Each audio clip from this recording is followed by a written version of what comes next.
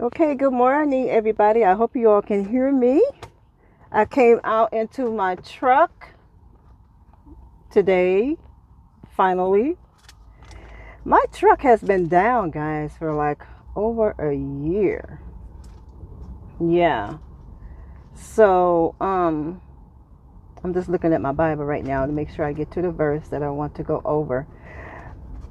But this word has been, as they say, burning a hole in me because I started it June 16th, believe it or not. No, actually June 9th, and I'm going to tell you why. And it ties into what I want to talk about today, which is find yourself in a prophecy. Find yourself in a prophecy. And I'm going to explain that. Okay? I'm going to explain that.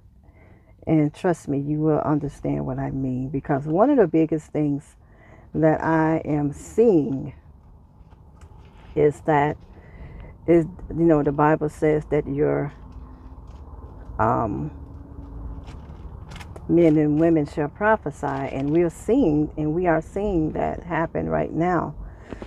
Okay? However, people are also wanting to know, what is that? That's funny. This phone call actually is tying into what I am going to talk about today. Isn't that amazing? It's my daughter's, my last child's high school. All four of my kids went through that high school, and she was the last one. She just graduated. She's class of 23. And they're calling me. I'm going, why are you calling me? We're done. We have absolutely nothing else to talk about. Okay, so as I was saying, June 9th was actually her graduation date. Guys, I cannot make this up. I wish I had did a screen. I can actually do a screenshot when I go back. What time is it now? It is now 9:25 a.m. and I'm going to do a screenshot, and I'm going to overlay it and put it like right up in this section here so you guys can see it. That was okay, God. I'm out here and I'm getting ready to do this, so I'm going to need you to be with me so that I can convey to my brothers and sisters the message that I got in the same manner in which you downloaded to me. And I hope it is a blessing to someone and that it resonates with someone's soul so that they do not operate in confusion, but they start to see a little bit of more clarity as far as what you are speaking to them. Okay? And in Jesus' name, I do say that prayer, amen. And I don't know where that prayer came from because I don't usually do one like that, right? All right. So, I'm going to do this in order. I like order because I am an organized person and I come from a business world of organization. How about that? I actually have it written down in the order that I want to do it. And of course, that was the first thing I said, is that I firmly believe that I have to find me in a prophecy. I firmly believe that I have to find me in a prophecy. And that means, that just only mean that once I go to God in prayer, that I know He will show me. I know that He will show me. Now, let's start with this. The last video that I did, I don't know why this keeps going crooked, but we're going to try this, okay? We're going to try this. All right. Okay. I usually have a hat on my head. My hair is in a bunch of twists. So, anyway, it's still early. All right. number 12 is what I spoke about in my last video. If you notice at the beginning, I started to speak about Issachar, okay, and knowing the times. Now, I did do a little bit of research on Issachar. That's what I have to do. It's like I have to do a little background to figure out, okay, Issachar, I know he's one of the 12. He's the foundation, as far as the 12 tribes, right? That's how my mind operates. So I'm like, okay, so who is Issachar and how did he come into existence? Well, Issachar is the 5th son of Leah and Jacob. Remember, Jacob had 2 wives. He had Rachel, whom he just loved, okay? And he had Leah. Unfortunately, I am going to actually go over the story of Leah, which will also include her sister Rachel. It will blow your mind, but there is a story within that. There's a lot of revelation within that story. And it's not a story, it actually happened, okay? But Issachar was the 5th son of Leah and Jacob. Now, between Leah and Jacob, they had 6 sons altogether, but he was the 5th. And he came about after God had closed her womb, but Leah's womb, but he opened it back up for her. And that was after a trade-off that Rachel had done with Leah. Like I said, we will go over that story. Okay? So, number 5 we know is grace. 5 means grace. Now, he is also the 9th, as far as the order of Jacob's sons, all of his sons. He is the 9th born. Okay? Remember, Rachel and Leah had some back and forth competition like thing going. So Rachel gave, since she couldn't have any kids because the Lord closed her womb, she gave Jacob her handmaidens, and he's a man, all right, whatever. So he had children by the handmaiden, her maid servant, and Leah saw it. So, and since after the 4th son, she couldn't have any more children, so she gave Jacob her. It's wild. So in that order, he's the 9th son. So he's the 5th son, grace, of Leah and Jacob, but he is also the 9th son of Jacob. 9 meaning newness or giving birth. Okay, we know 9 months, giving birth. Okay, and as I keep saying, it's a shift and it's birthing season. All right, it is a birthing season. So we're looking at people coming up with new businesses, a new family, possibly new careers. I have new money, okay, and a new name. And when I wrote that down, I was immediately brought back to the video that I had done on graduation. Now remember, in one of those graduations, I spoke about having a new name, being called by a new name.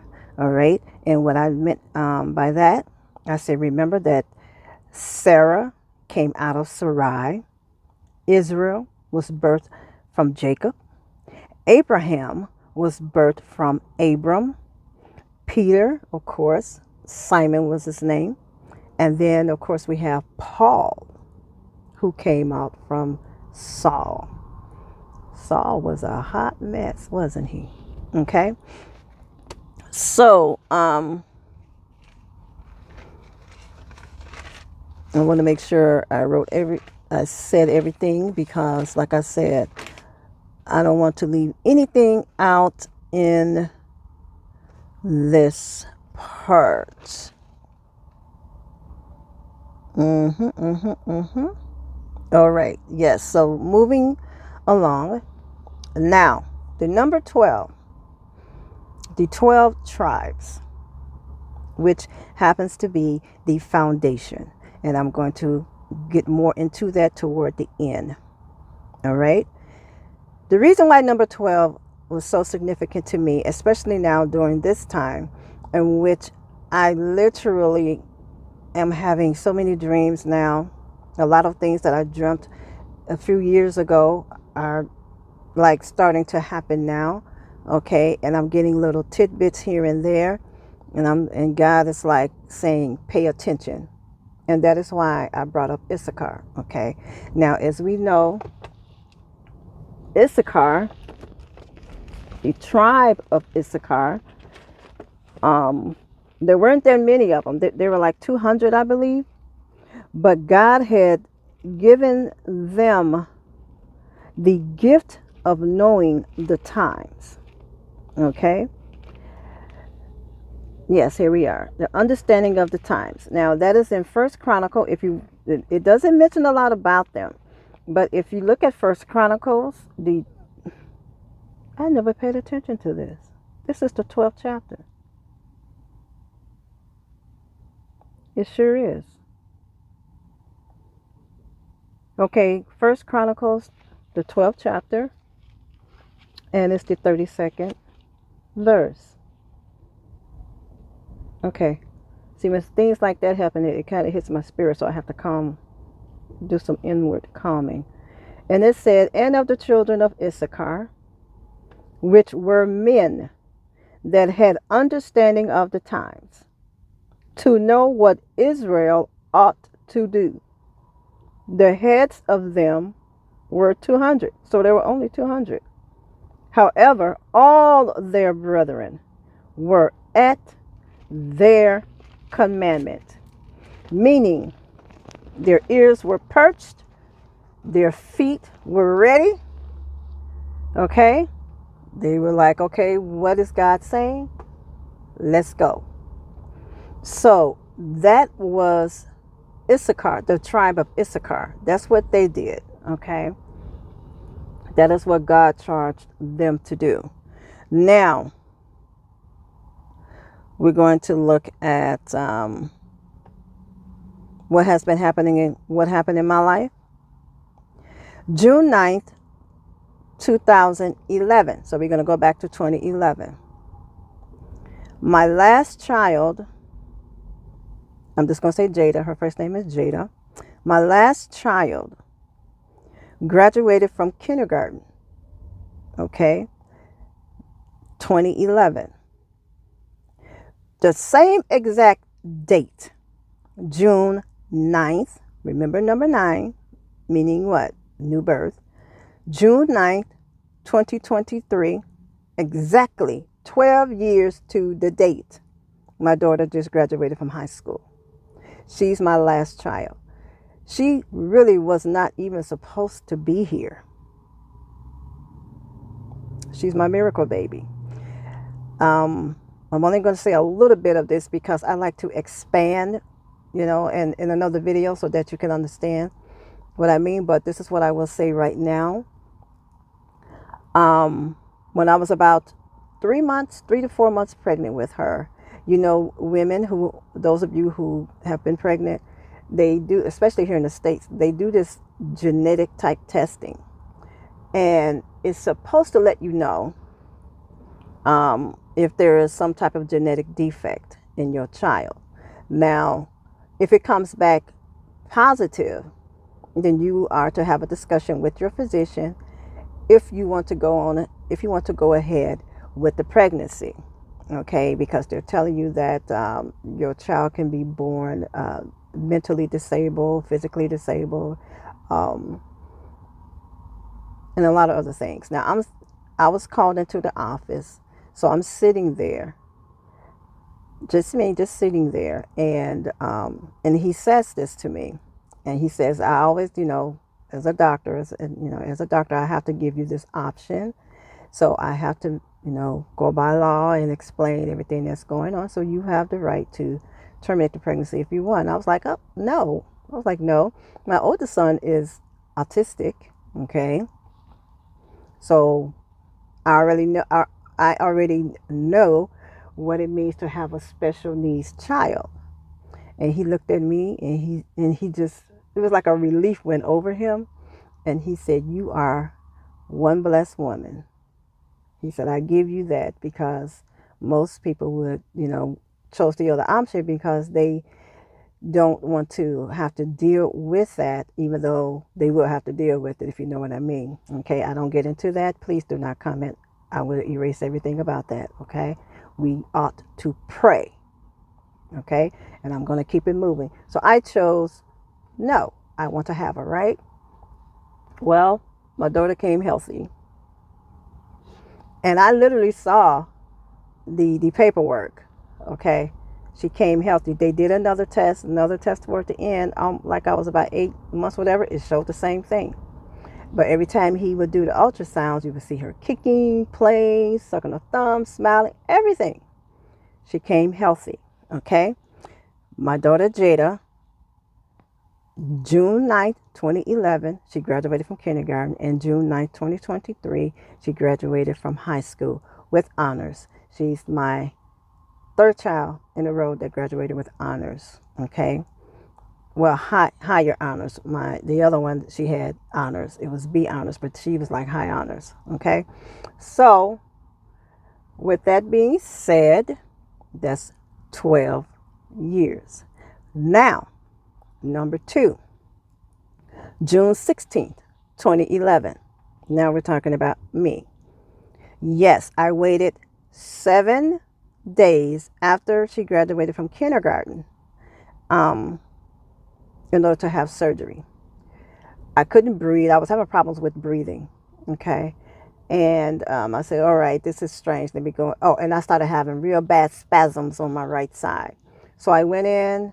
She did the palpation and everything. She palpitated the right side, and she said, have you ever had any problems with your liver or anything like that? Because I'm feeling your liver. So I'm going to send you for an ultrasound. Whenever, I'm going a little bit fast here because I want to go straight through. The video is already 17 minutes. So I went and I had my ultrasound. Now, by trade, I'm a nurse. Okay, I've been a nurse for 20 something years. She did the ultrasound, and she's, sonographers are not supposed to say anything. So just know that they are not physicians, whatever, because even us nurses are not supposed to give diagnosis or say anything. We have to go by what the physician says first, and then we follow through. She happens to say, have you ever been out of the country? And I was like, no, I've never been out of the country. She said, oh, okay, so you've never been to Mexico or anything like that? And she only said that. Now, let me explain that, because of hepatitis C. Sometimes it has to do with the water and things like that, which is a fact, okay? And I was like, no, I've never been out of the country. And I looked at her. I said, no. I said, why? I said, because I'm a nurse. In other words, be careful, because you don't want to get yourself in trouble. And she just said, oh, you're a nurse. Oh, okay, hi. And she got quiet, and she kept on doing it. So I'm looking at the machine, right? The ultrasound machine. And I'm seeing her make these pictures, and I'm going, whoa, because it did look enlarged. It was an very enlarged liver. Went back to the doctor. Doctor sent me over to have an MRI. I'm claustrophobic, guys. Oh, I'm claustrophobic. So I was like, okay, let's go over here. Had the MRI done, prayed all the way through it. If you guys ever had an MRI, those of you, oh my God, the click-clacking and the noises and Anyway, I made it through that, came back, and my doctor said, okay, I'm going to send you over to the hepatology department, okay, which is liver. They specialize in the liver. And I want you to see the surgeon over there. And I'm just going, okay. And she was like, oh, you seem calm. And I said, I am. Still having problems with the breathing. By this time I'm puffing on inhalants and everything else. So I go over there, and I'm going to draw just a little picture, because this is where you guys are going to be like, you got to be kidding me. All right, so I go over to see, with all my writings, the surgeon, the specialist. She sees the MRI. She comes in with her team. Okay, the residents, everybody's standing around. There's about 6 of them looking. And I'm going, right? And she comes and says, hi. And I say, hi. And she starts to talk and blah, blah, blah, blah, blah, blah, blah, right? And then she goes on to talk about the liver. And she said, well, what's happening is we see 3 tumors.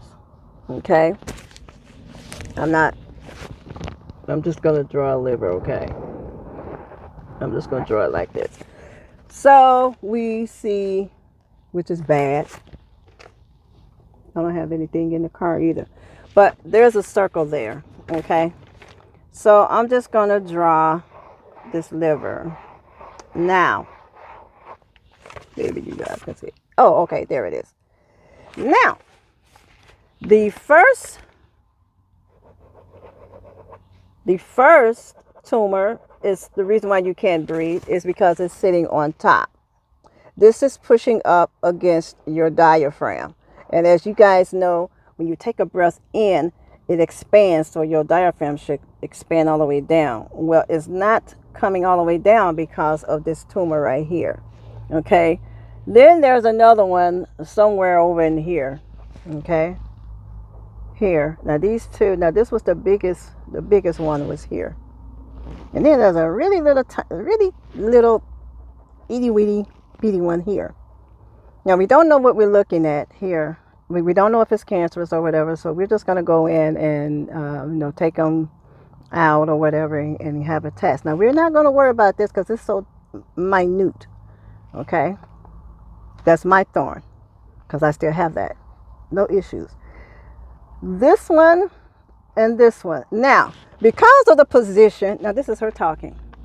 Now, because of the position of the tumors, I just want you to know that if you wake up and you have all of these big, huge bandages and this abdominal compression, I forgot what it's totally called, but it's like one of those things that you can put around you.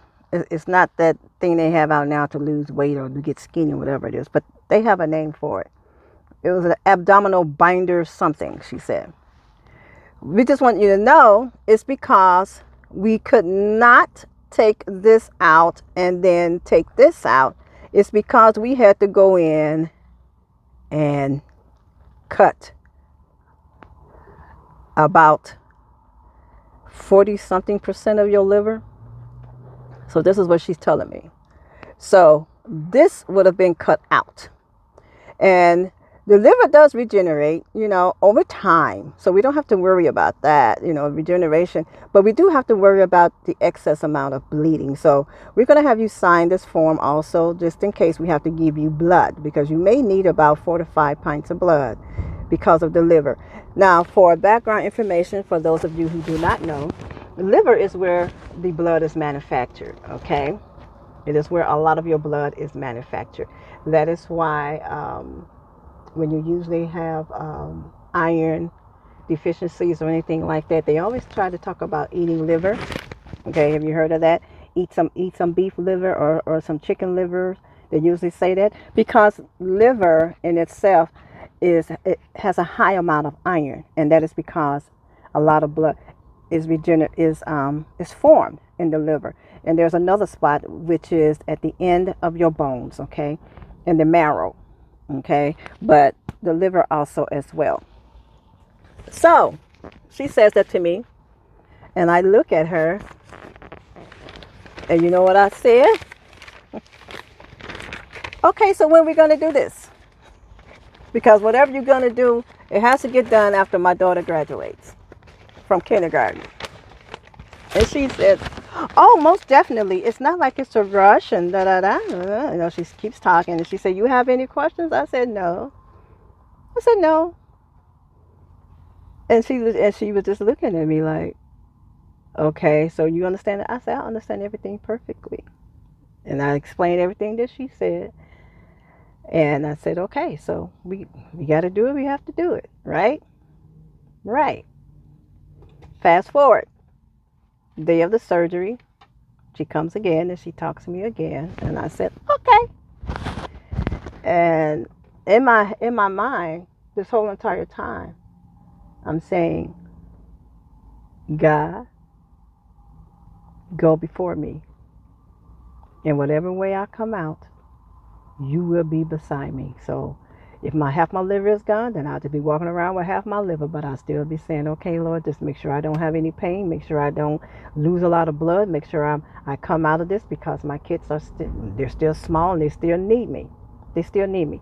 So that's what I was thinking, right? Okay. I come out of the surgery. I had this this maybe about this size, right, dressing in front of me. And then there was another tiny little one on the side, and that is where they did what they call a poke hole with the laser. So they went in, and she was, oh my gosh, if she had 32 teeth, her molars, I saw that too. Okay, I was still groggy out of it, but I remember her, seeing her come in just cheesing, and then she says, "Guess what? Both the tumors merged. Both the tumors merged into one." Okay, the tumor that I showed you at the top, and then the one that was in the middle, they merged together into one tumor. So they were able to take. It was a very new, innovative. It was a very new, innovative procedure. Okay, I was like one of the first ones. They took the laser and they heated it up to like 200 and something, and they zapped the hemangioma out. Heme means blood. Oma, of course, is a tumor, big tumor, benign. It was gone. They blasted it out. Now, afterwards, I was like, okay, Lord, because I hate taking pain medicine. I hate taking anything that I feel like I'm losing control over my mind with. That's why I suffer so much with back pain right now, because I hate taking medication. And of course, they were like, you need to call us. You need to call us. You know, we don't want you sitting here in pain. And I was like, okay, well, I'm calling you now. Give me something. Knock me out. But everybody that came in that room, they were always, every last one was like, there is such a light about you. I love coming in here with you. Some of the residents would try to hide in the room with me. And I was like, no, you got to get back out here and see these other patients. The clergy came around. I wound up speaking life into the clergy. He was like, oh my God. He's like, it's such a light over you. God, we are the lights. I'm not going to go any further than that because I'm getting happy. June 16, 2011. June 16, 2023. 12 years. Okay. So let's get now into the 12 tribes. I said, Lord, what is it that you're telling me about 12? And I'm telling you now, I had to really, really get over my fear of reading in Revelation, because I grew up in the church that, I mean, hell, it was hell, hell, hell, hell, hell, hell, hell, hell, hell, hell, hell, hell, burn. You don't want to burn, hell, right? And you guys that grew up in the church like that truly understand what I meant by that. I mean, if I burp wrong, repent, you're going to hell, you know. Thank God for them, though, because I had the foundation of the Bible, but, you know.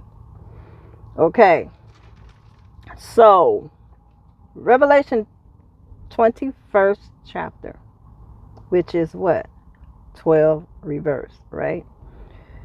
And the 12th verse. But I started reading, and I said, I want to go back to number 9. So we're going to start with Revelation 21 at the 9th verse, but we're going to pay attention to the 12th verse, okay, when we get there. So here we go. And there came unto me one of the 7 angels, 7, which had the 7 vials full of the 7 last plagues. Oh, I'm reading from King James, by the way. and talked with me, saying, Come hither. He's talking to John, remember? I will show thee the bride, the Lamb's wife. And who's the Lamb? Jesus.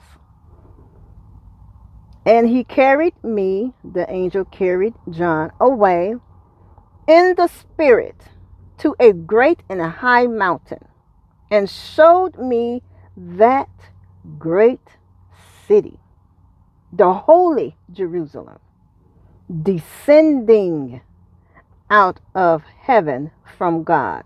Remember, heaven is going to come down. The new Jerusalem is going to come down from heaven, having the glory of God. And her light, Jerusalem, was like unto a stone, most precious, even like a jasper stone, clear as crystal.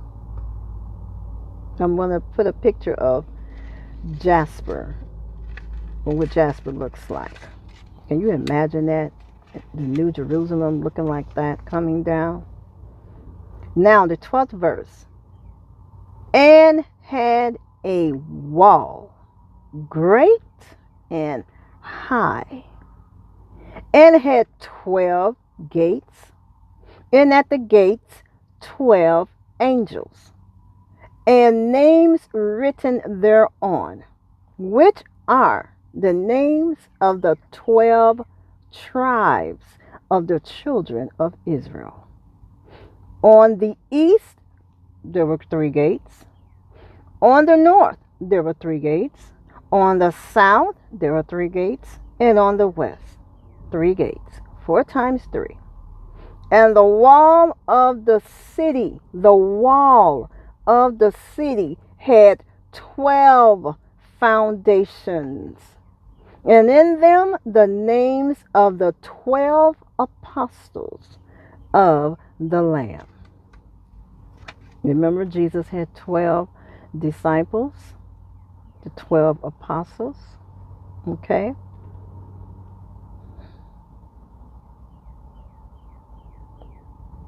This is the shifting. This is the shifting.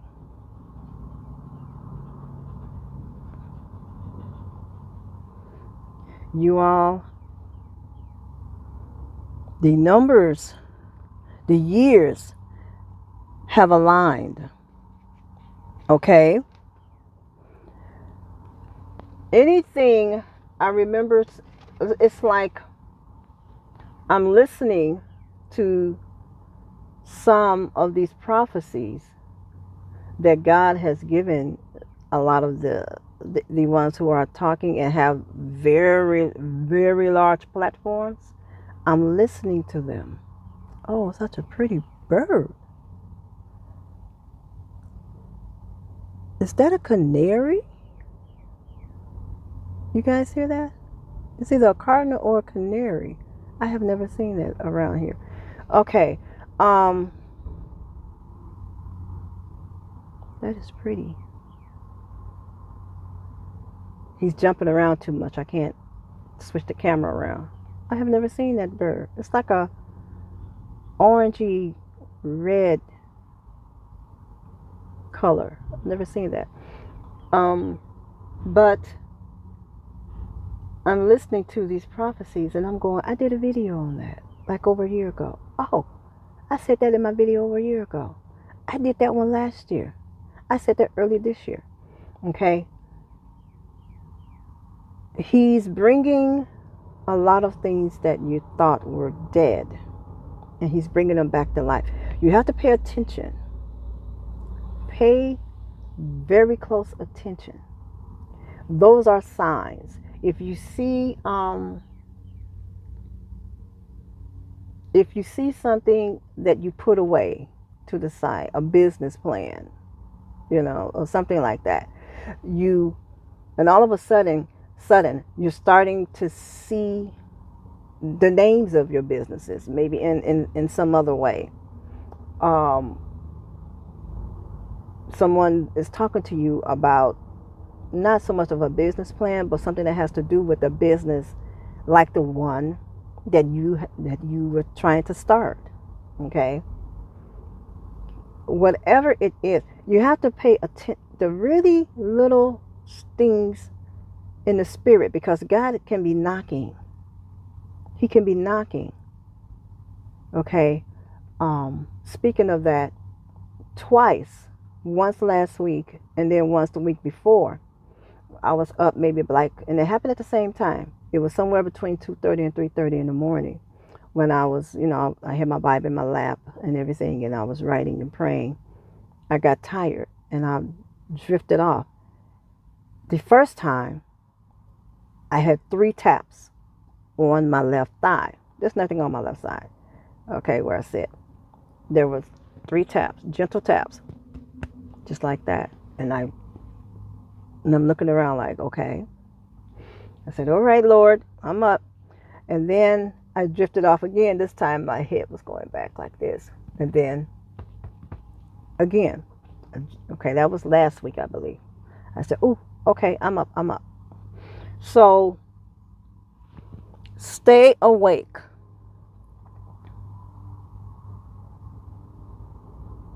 Not necessarily physically. I was looking at the truck. Not necessarily physically, but mentally. Stay mentally awake. Stay spiritually awake. All that means is stay in prayer.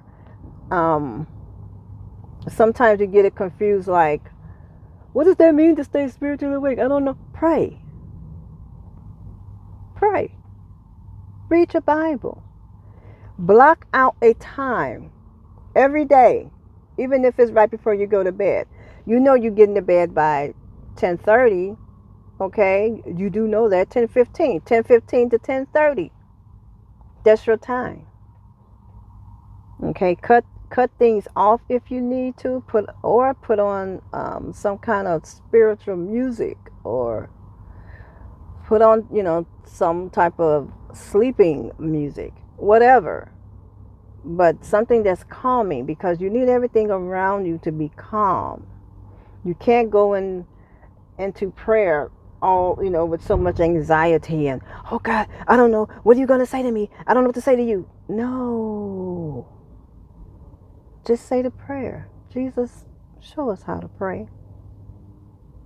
Our Father,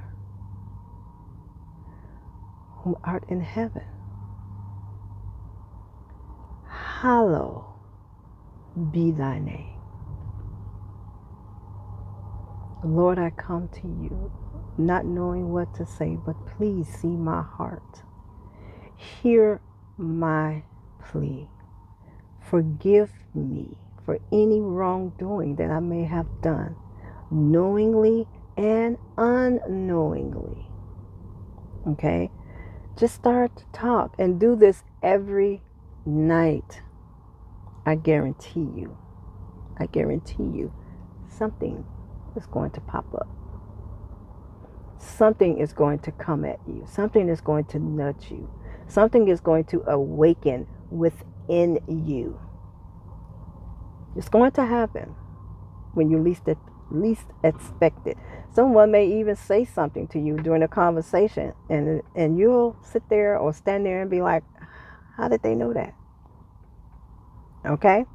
So that is what I wanted to say as far as finding yourself within a prophecy. Okay? Don't go looking for prophecies. The prophecy will be done and it will be said. What you should be doing is literally looking for prayer. This is the time to stay in prayer, because I don't know what it is, but something is getting ready to happen. Oh, I forgot to mention this. Let's go back to my daughter very quickly. I'm glad I looked at this. I got very sick toward the end of that pregnancy. And she was my fifth and last child. And I never had issues. Never. Only with her. I wound up with hypertension. Okay. Pregnancy-related hypertension. I was 38 years old when I had her. And everything swelled up. My feet almost tripled in size. My hands, it was like I could feel everything stretching. And I was getting ready to go into overtime, as we would say. So much so that a C-section was scheduled for that Monday.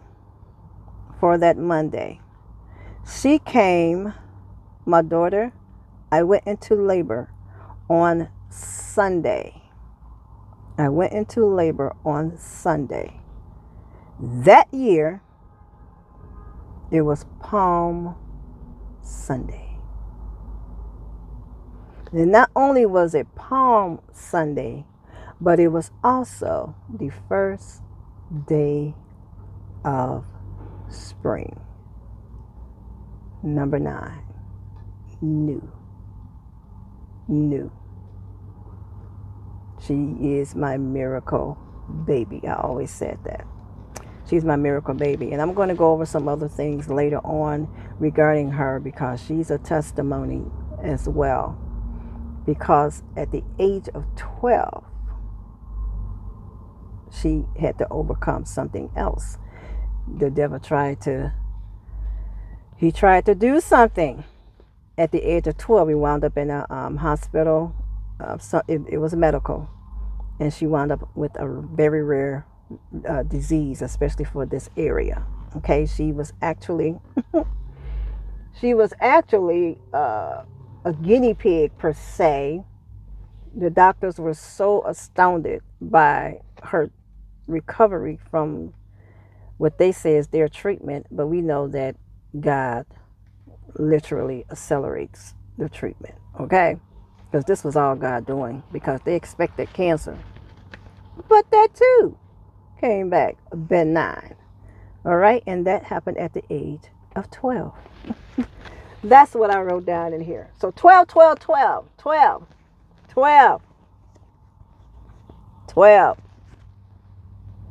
Completion, well, 7 is completion, but 12, the foundation.